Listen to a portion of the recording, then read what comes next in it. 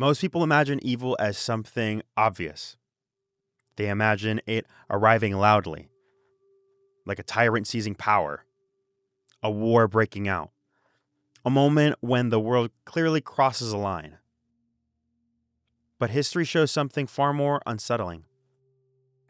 Evil rarely begins with a dramatic moment. Most of the time, it rises quietly.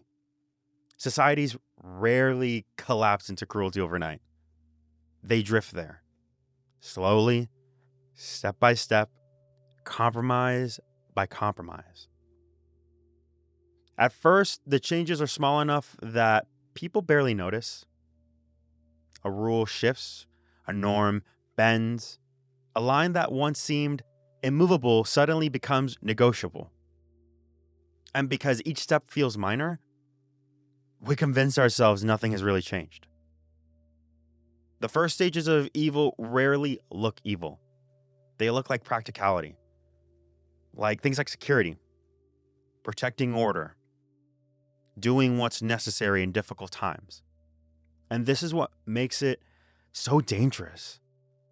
Because when cruelty arrives disguised as necessity, people learn to tolerate it. At the beginning, there's usually discomfort. People sense something is wrong. A quiet feeling that something about the situation doesn't feel right. But they push the feeling down.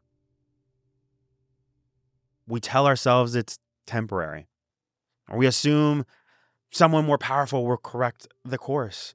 Or we convince ourselves that speaking up would only cause unnecessary conflict. And so we wait. And while we wait, the system keeps moving. Then something subtle starts to happen. What once felt shocking begins to feel familiar.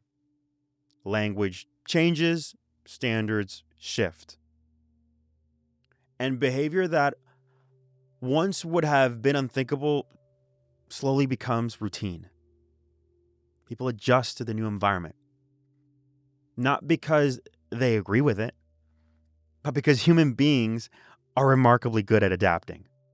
I spoke about this in one of my previous videos.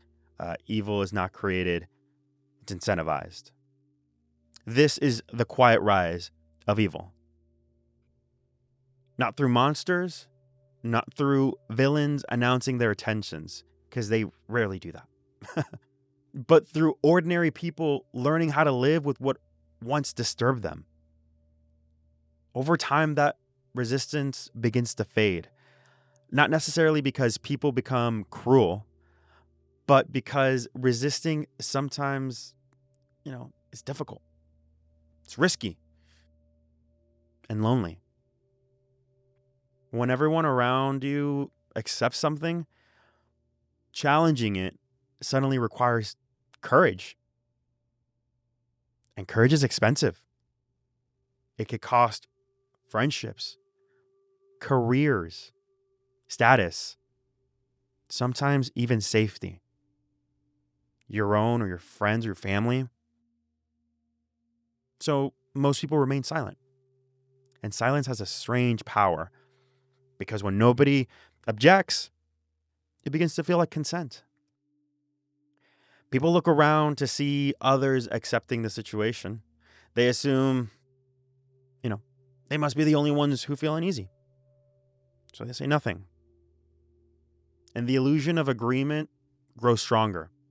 Eventually, the system no longer needs villains to sustain it. It sustains itself through routine, through bureaucracy, through people simply doing what they believe they're expected to do. History is filled with moments like this.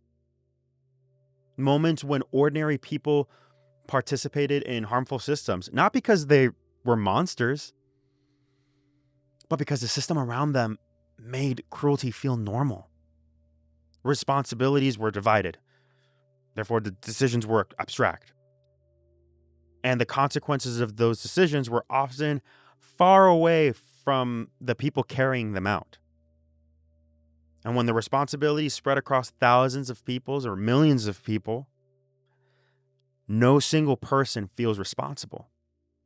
And this is how moral clarity begins to disappear. Not through dramatic evil, but through gradual normalization. Through systems that reward obedience more than conscience.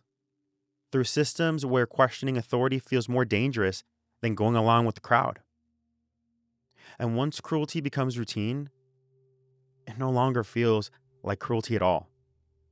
It feels like procedure. It feels like policy. It feels like the way things are done.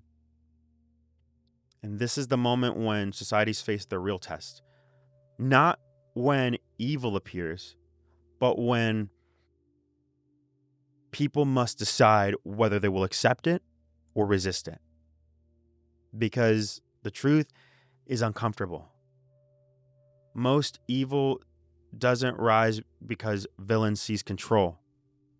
It rises because ordinary people slowly learn to live with things they once would have rejected. The most dangerous evil is not the evil we openly fight. It's the evil that quietly reshapes the world while people convince themselves everything is still normal. And by the time the cruelty becomes obvious, the conditions that allowed it have already hardened. Institutions adapt, language adapts, people adapt. Reality itself begins to feel distorted. This is when societies realize something too late. The problem was never that evil suddenly appeared. The problem was that it rose quietly while everyone was adjusting to it. Because the most dangerous evil isn't the evil we fight. It's the evil we slowly learn to live with. And once a society accepts cruelty as normal, the signal isn't just distorted anymore. It's lost.